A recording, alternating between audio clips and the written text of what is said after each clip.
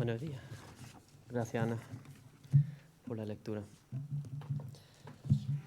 Esta mañana, como ya se había mencionado, vamos a seguir con el estudio de Salmos. Llegamos al Salmo 2 después de ver el Salmo número 1 hace un par de semanas. Así que si queréis ir abriendo vuestras Biblias en Salmo, vamos a leer el 1 y el 2, como hacen una unidad los dos salmos.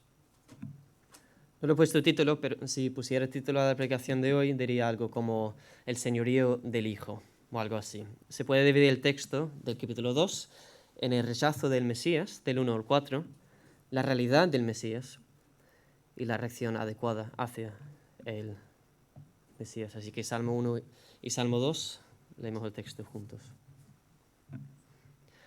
Hola, bienaventuranzas del varón que no anda en consejo de malos, ni se detiene en camino de pecadores, ni en silla de escarnecedores se sienta, sino en la instrucción del Señor está su deleite, y en su instrucción medita día y noche.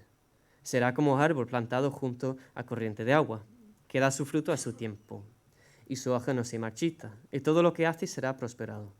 No así los malos, que son como la paja que arrebata el viento, por lo que no se levantarán los malos en el juicio, ni los pecadores en la asamblea de los justos, porque el Señor conoce el camino de los justos, pero el camino de los malos perecerá.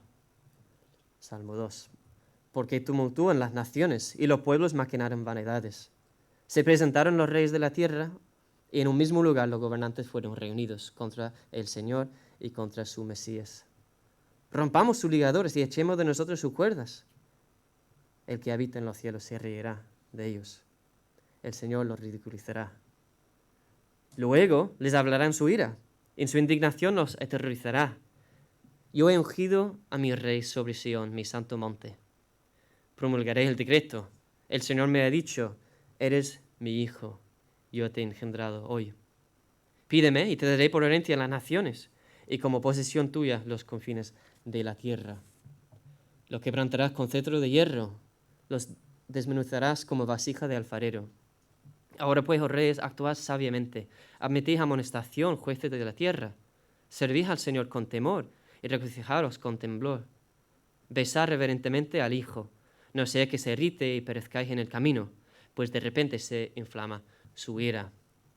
Cuán bienaventurados son todos los que se refugian en Él. Vamos a orar. Padre Celestial, venimos delante de ti esta mañana en el nombre de tu Hijo y en el nombre de nuestro Salvador Jesucristo. Señor, glorifica tu nombre esta mañana entre tu pueblo a través de tu verdad. Tu palabra nunca vuelve vacía, sino cumple con todos tus propósitos. Que sea así aquí en esta mañana, te pedimos. Amén. Pues en primer lugar tenemos el rechazo del Mesías. Y quedándonos nada más en las primeras dos palabras del Salmo, ¿por qué? Mi hijo Killian ya ha llegado a una edad que todo es ¿por qué? Que es lo de esperar, ¿no? Con su edad, pues vamos a la casa. ¿Por qué? Porque no es la hora de cenar. ¿Por qué? Porque tenemos hambre. ¿Por qué? Pues porque los humanos necesitan comer. Porque así, ad infinitum. Ese es un tipo de por qué, muy típico. El otro tipo tiene esta tonalidad. ¿Por qué? Lo reconoce, ¿no? Cada niño entre, por lo visto, 3. Yo pensaba más adelante, pero de 3 a 15, sobre todo en España, ese tono. Es que no me gusta la situación y me voy a quejar. Entonces, este por qué no es quiero una respuesta, este por qué es que no me gusta. Es una respuesta emocional. Pues de hecho en los salmos hay los dos tipos de por qué. Normalmente no por Killian desayuna. ¿Por qué? No. Cosas más serias, como por ejemplo en el Salmo 22, el Salmo 10, versículo 1. ¿Por qué, oh Señor, te mantienes alejado y te escondes en tiempos de tribulación? Porque es real. No está buscando una respuesta, sino reflejando su emoción, su reacción a la situación. 22, versículo 1. Dios mío, ¿por qué me has abandonado? ¿Por qué estás tan lejos de mi salvación y de las palabras de mi clamor? 42, versículo 5. ¿Por qué te abates, alma mía? ¿Y por qué te turbas dentro de mí? Esperas en Dios, pues he de alabarle otra vez por la salvación de su presencia. Los dos porqués están muy legítimos y muy bien. Los salmos nos enseñan cómo reaccionar al Señor a veces en tiempos difíciles. Pero creo que aquí en el texto tenemos el primer porqué, es un porqué que busca información, porque es una situación ilógica. Rebelar contra el rey David en ese momento. ¿Por qué tumulto en las naciones? ¿Por qué maquina vanidades? ¿Por qué? Es que no tiene sentido. Es un plan destinado al fracaso desde el minuto 1. Dios había establecido su rey sobre la tierra, en este caso David, y como reflexión de este reino universal, eterno, que vendría con el siguiente David, pues dominaba las naciones. Y claro, causó un cambio, una situación geopolítica, que si los filisteos, los edomitas, cualquier otro vecino, al someterse al rey del linaje de David, cuesta, ¿no? Aunque, como veremos más adelante, habría estado en sus intereses. En la película del Señor de los Anillos, la segunda, el gran enemigo Sauron, el ojo de fuego con torre, simbología rara, pues dice Gandalf que va a hacer todo lo que pueda para que los humanos, los hombres, dice, no pueden unirse. Porque en tal caso podrían formar una oposición pues, unida a sus propósitos. Por tanto, hacía todo lo posible para evitar el ascenso al trono de Aragorn, el rey legítimo, ¿no? Sin embargo, como aquí en el texto no estamos hablando del enemigo mayúscula, estamos hablando de herramientas humanas que él utiliza en el mundo para rebelarse contra el señorío del rey. Y en la gran ciudad de Gondor, la capital, digamos, de los hombres, durante un tiempo no había un rey sentado en el trono, solo un mero mayordomo, el anciano Denethor. Y entonces cuando Gandalf llega, voy a extender la ilustración, para razonar con él, recibe la siguiente respuesta. Típico castellano de películas. Ya ha llegado a mis oídos ese tal Aragorn, hijo de Arathorn, y te digo desde ahora que no renderé pleitesía a ese, el último de un linaje hace tiempo privado de su señorío. Y contesta Gandalf, no te ha sido otorgado la autoridad de negar el retorno del rey. Y contesta, el gobierno del Gondor es mío y de nadie más. ¿Por qué? ¿Qué hablas? La reacción de Gandalf no es de enfado o de a ver cómo solucionamos esa situación, es más bien tristeza y decepción. ¿No te das cuenta de las posibilidades de la salida de esta situación?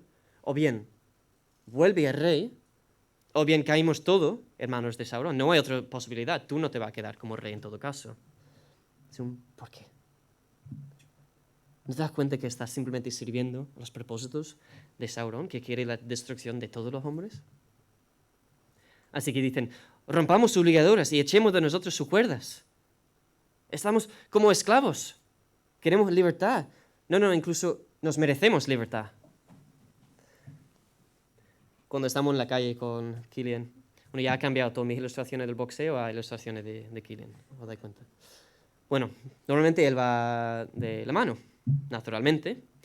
Se podría ver como un tipo de limitación para él, ¿no? Porque ¿quién está en control de la situación? ¿Dónde vamos? ¿Dónde no vamos? ¿A qué ritmo normalmente? O yo o su madre. Si hay coches, pues va a agarrar más fuerte. Si la acera es muy grande y no hay mucho tráfico, quizá afloja un poco.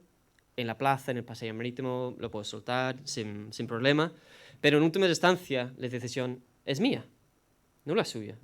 Él no tiene la autoridad de dictar dónde vamos, o de soltarme la mano cuando él quiera, o decidir por su cuenta. Y sabéis que es por su bien, que se somete, en otras palabras, a nuestra voluntad como sus padres. Y la palabra de Dios está clara. Todos somos esclavos de alguien. Todos. O bien nos sometemos al Señor como un buen padre, como un buen pastor, que nos ama, que nos cuida, que ha hecho todo lo necesario para mostrárnoslo, o deseamos echar de nosotros sus cuerdas, sus ligaduras, para imaginar que tenemos autonomía para decidir, para tomar las riendas de nuestras vidas, sin darnos cuenta que no somos nada más que esclavos al pecado, al enemigo, al que nos quiere destruir, sirviendo sus propósitos. Si no me cree, intenta cambiar por tu cuenta. ¿Cómo vives? Intenta quitar tus envidias, tu orgullo, tus inseguridades. Es que yo elijo vivir así. ¿Así? Puedes ser capaz de un día, o por una hora, de cambiar tu forma de ser por tu propia cuenta. Intenta ser perfecto y verás que fuera de Cristo no somos nada más que esclavos al pecado. El único que te puede librar de esta situación y dar la victoria sobre el pecado es el mismo cuyo señorío quieres rechazar como si fuera algo negativo. Cuando las naciones se rebelan contra el Mesías de Dios, aunque por un momento parece que han ganado su libertad, es una maquinación ilusoria. Es un porqué, no tiene sentido. Este rechazo y la oposición para el salmista aquí en Salmo 2, para el rey David, no es una teoría nada más. De hecho, si seguimos al siguiente salmo, empieza el versículo 1 al 2. Oh Señor, ¿cómo se han multiplicado mis adversarios? Muchos se levantan contra mí. Y si nos fijamos en el título del salmo que está en el texto original, cuando huía delante de su hijo, Absalón, era de su propia familia. Jesús vino a la suya y a los suyos no lo recibieron. Juan 1, versículo 11. Y como acaba de leer Ana en el texto de Mateo 21, cuando los líderes religiosos, y no de otras naciones, sino dentro de lo que se supone que era el pueblo de Dios, en vez de cuidar la viña y dar el fruto conforme a su posición privilegiada, a la hora de la cosecha el dueño envía a sus mensajeros, los profetas, los reyes, los jueces. ¿Qué hacen? Pues lo atacan, lo golpean, lo apedrean. Así que, ¿cómo reacciona el Señor delante de tal enfrentamiento y tal rebeldía? Versículo 4. El que habita en los cielos se reirá de ellos. El Señor los ridiculizará. Subrayalo si no lo tienes subrayado todavía. Si queda desesperado y sin recurso, ¿qué hago? Gandalf, ¿qué hago con este Denethor que no quiere someterse a él? ¿No? Se ríe en su cara, se burla de ellos. Si en tu entendimiento de Dios no cabe un Dios que se ridiculiza las vanidades de sus enemigos, quizás tu idea de Dios no es el que nos muestra las Escrituras. Y no es una reacción infantil ni madura, sino refleja la reacción apta cuando el universo no marcha como debería, dando toda la gloria y honra al único que lo merece. Salmo 115, versículo 1 al 3. No a nosotros, Señor, no a nosotros, sino a tu nombre da gloria, por tu misericordia, por tu fidelidad. ¿Por qué han de decir las naciones, ¿dónde está ahora su Dios? Nuestro Dios está en los cielos, y Él hace lo que le place. Salmo 110, versículo 1. Dice el Señor a mi Señor, aquí está hablando de David, vamos a volver a este punto más adelante. Dice el Señor a mi Señor, siéntete a mi diestra, hasta que ponga tus enemigos por estrado de tus pies. Si no te cabe tu teología un Dios que pone por estrado de sus pies sus enemigos y que se ríe de ellos, quizás tenemos que repensar cuál Dios estamos adorando. ¿Sabéis por qué se ríe? ¿Sabéis por qué este porqué del rechazo del versículo 1 no es de desesperación? Ay, ¿qué hacemos? No, sino de decepción e incluso de ira por la realidad del Mesías. La persona lo pueden rechazar, está claro, pero esto no cambia la realidad. Yo puedo decir que el cielo es verde o 2 más 2 son 5, pero eso no cambia la realidad. Versículo 5 al 6. Luego les hablará en su ira. En su indignación los aterrorizará. Yo he ungido mi rey sobre Sión, mi santo monte. Es que es realidad. Está sentado en el trono. Y tenemos aquí una corrección que, bueno, a ver si ahora se enteran. No, porque luego, versículo 5, luego será demasiado tarde. Porque la realidad, dice el Señor, es que yo he puesto mi rey, el elegido por mí, mi ungido, David, está sentado en mi santo monte en Jerusalén, con un dominio correcto y apto sobre las naciones alrededor. Y si este mismo David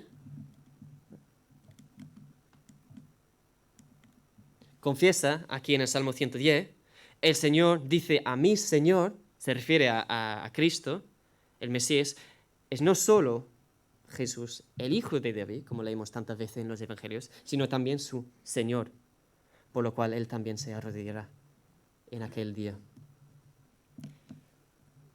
Hebreos 12, del 22 al 25. Vosotros os habéis acercado al monte Sión y a la ciudad del Dios vivo, a la Jerusalén celestial, y a miríades de ángeles, y a la asamblea general y a iglesia de los primogénitos que están escritos en los cielos, y a Dios, el juez de todos, y a los espíritus de los justos hechos ya perfectos, y a Jesús, el mediador del nuevo pacto, y a la sangre rociada que habla mejor que la sangre de Abel. Mirad que no rechacéis al que habla. Mirad que no rechacéis al que habla. Porque si aquellos que no escaparon cuando rechazaron al que los amonestó sobre la tierra, aquí estás hablando del monte Sinaí, pero igualmente aplica al monte Sion en Jerusalén, mucho menos escaparemos nosotros si nos apartamos de aquel que nos amonesta desde el cielo. Porque ¿quién es el que administra tal relación con Dios desde el cielo? Nadie más que el mismo Hijo de Dios. Versículo 7. El Señor me ha dicho, mi hijo eres tú, yo te he engendrado hoy. ¿Qué hacían los labradores malvados en la viña, en el texto que ha leído Ana en Mateo 21? Pues finalmente les envió a su hijo diciendo, respetarán a mi hijo. Pero cuando los labradores vieron al hijo, dijeron entre sí, este es el heredero, venid, matémoslo y podremos de su heredad. Y echándole mano lo arrojaron fuera de la viña y lo mataron.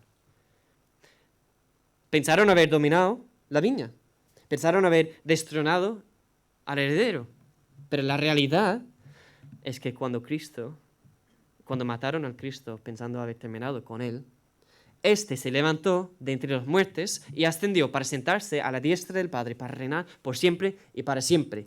Él está sentado en los cielos y se ríe. La realidad es que las naciones son su herencia y posesión. 2 más 2 son 4.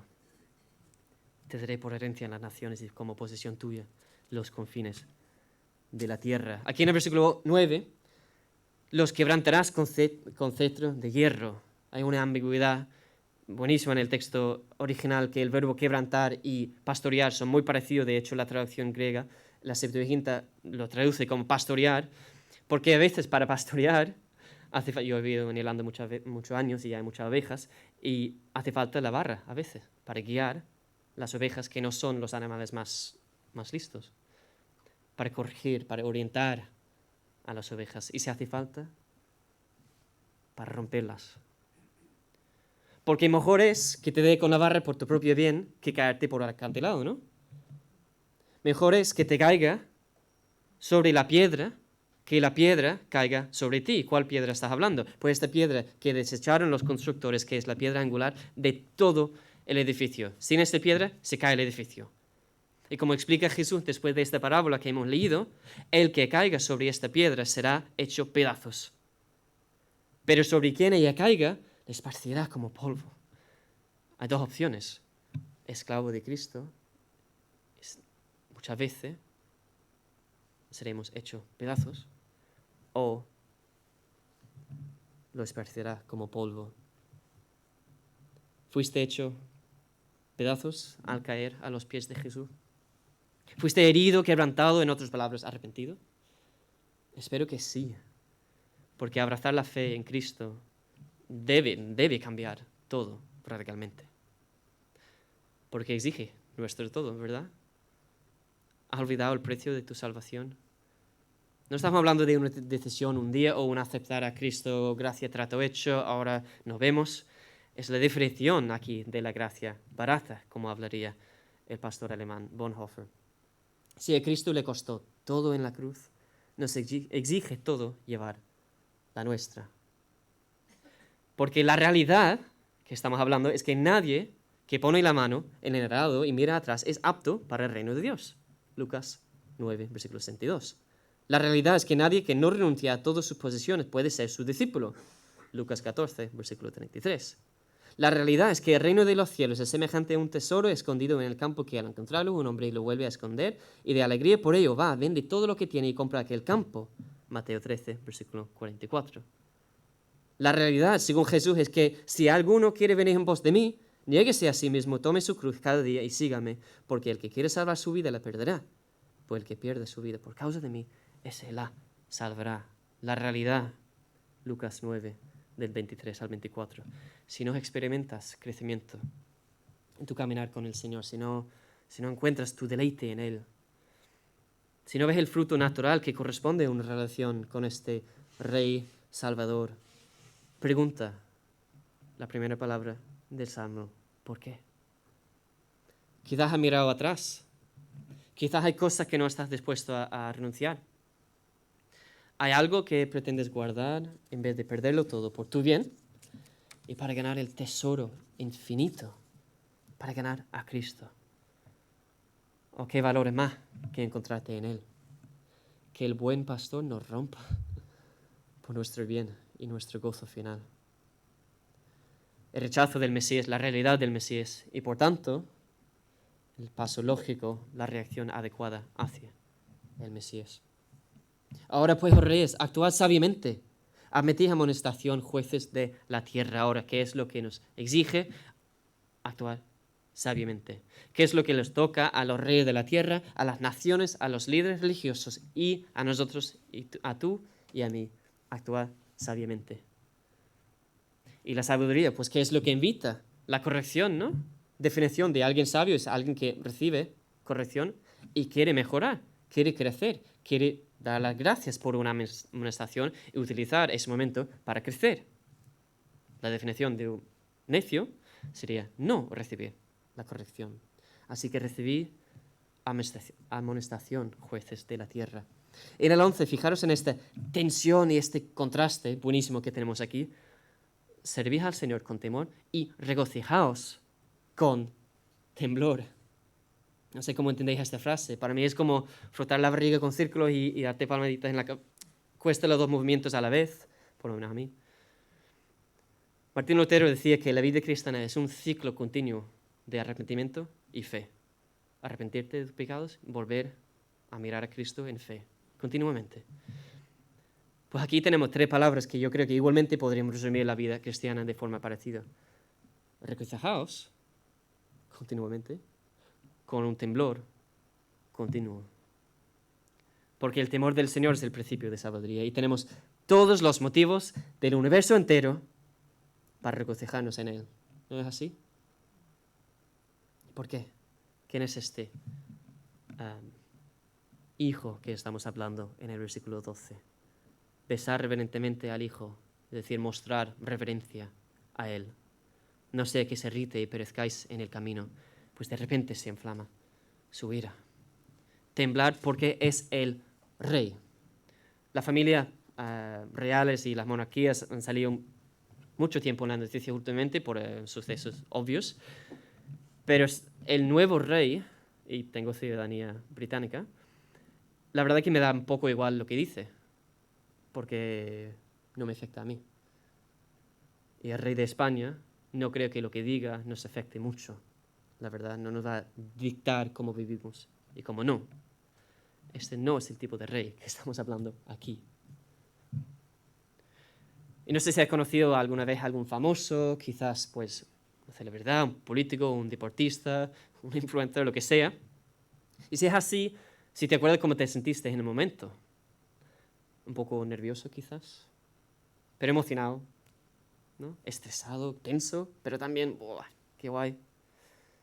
Si no te ha pasado, si te ha pasado, quiero que lo imagines y que multipliques esa sensación imaginada por 1.000.000, por 2.000.000. ¿Cómo será cuando estemos cara a cara con el Rey? ¿Nos postraremos en el suelo, quizás? ¿O saltaremos y bailaremos por el gozo que nos llena el amor de nuestro Salvador? Mirándole a los ojos, Él que eligió libremente dar su vida para que pudiéramos nosotros vivir. ¿Cómo reaccionaremos? Dice el mayordomo, el siervo, el mero denazor, que no piensa rendirle pleitesía a ese rey cuando vuelva. ¿Y nosotros? Como dice aquí, ¿pereceremos en el camino? ¿Caminaremos por el camino de los malos, que parecerá, según el primer salmo, o seguiremos en el camino de los justos, que el Señor conoce? Salmo 1, versículo 5. Porque estrecha es la puerta y angosta la senda que lleva a la vida, y pocos son los que la hallan. ¿Sabéis por qué mayoritariamente? Porque no quieren. en el libro de Progreso del Peregrino, de John Bunyan. Segundo más vendido en toda la historia. Si no lo habéis leído, por favor, lo recomiendo. Hay varios tipos de niño, de adulto, de estudio incluso bíblico, porque está lleno de imágenes bíblicas. El personaje principal, el protagonista, se llama Cristiano. Tiene los nombres súper literal. Y Cristiano llega a la puerta de la salvación. Entra en su camino con el Señor. Y el hombre guardando la puerta, le han puesto el nombre Buena Voluntad, y se le explica el camino para seguir. Dice, mira adelante, ¿ves ese camino angosto? Pues por ese camino has de ir. Fue trazado por los patriarcas, los profetas, por Cristo y sus apóstoles, y está recto como una regla. Nadie podría hacerlo más recto. Este es el camino que debes seguir. Y Cristiano contesta, ¿y no hay en el cruce y bifurcaciones que confundan al caminante y le hagan perder la dirección correcta? Y Buena Voluntad contesta, sí, hay muchos caminos que se cruzan con este. Y son caminos anchos y se cruzan en recorridos difíciles. Mas una cosa te permitirá distinguir el bueno del malo. Recuerda que los malos son anchos, pero tortuosos, mientras que el buen camino es el único angosto, pero recto. Es recto porque va de la confesión, yo te seguiré a donde quiera que vayas. No va de, permíteme que vaya primero a enterrar a mi padre. No va de, permíteme despedir de los de mi casa. No va de poner la mano en el arado y mirar atrás. No va del hombre quien dio una gran cena y al enviar las invitaciones solo recibió, he comprado un terreno y necesito ir a verlo, te ruego que me excuses. No va de, he comprado 5 yuntes de bueyes y voy a probarlos, te ruego que me excuses de esta cena. No va de, pues me he casado y por eso no puedo ir. Palabras de Jesús. Acordaos de la mujer de Lot. A veces pensamos en el versículo más corto, Jesús lloró, ¿no? 2 palabras en castellano. Pues aquí un versículo entero. Acordaos de la mujer de Lot. Punto. Todo el que procure salvar su vida la perderá, y todo el que la pierde la conservará. El camino es recto, no como aquí. Y el camino es estrecho. Es estrecho porque es una persona. El mismo Hijo Divino, el Rey Mesías, el Logos eterno, la misma sabiduría, el mismo poder de Dios, el Cordero y el León, está sentado en su trono en los cielos a la diestra del Padre y tiene todo el derecho del universo para que se inflamara su ira. Versículo 12. Sin embargo, el texto no termina ahí. Sin embargo, las bienaventuranzas de aquellos que buscan refugio en Él. Si bien el Salmo 1.1 empieza, las bienaventuranzas del varón que no anda en consejo de malos, aquí termina esta unidad, las bienaventuranzas de los que en Él buscan refugio. Sorpresa, no puede ser este hombre feliz, dichoso, bendito del Salmo 1. Siempre he evitado el consejo de los malos, el camino de los pecadores, la silla de los escarnecedores. Si somos sinceros, sabemos que la respuesta es no, es obvio. ¿Está tu deleite siempre en la palabra de Dios, la instrucción del Señor? Obviamente no. Así que, ¿qué hacemos? Digo, sin embargo, porque bienaventurados son todos los que se refugian en el Hijo. ¿Cómo podemos llegar a experimentar lo que es una vida bendita, dichosa, feliz, bienaventurada? Hay uno solo que vivió la vida perfecta en cada área de su vida, en plena sumisión a la voluntad del Padre. Hay un hombre plenamente bienaventurado y fuera de él no hay esperanza.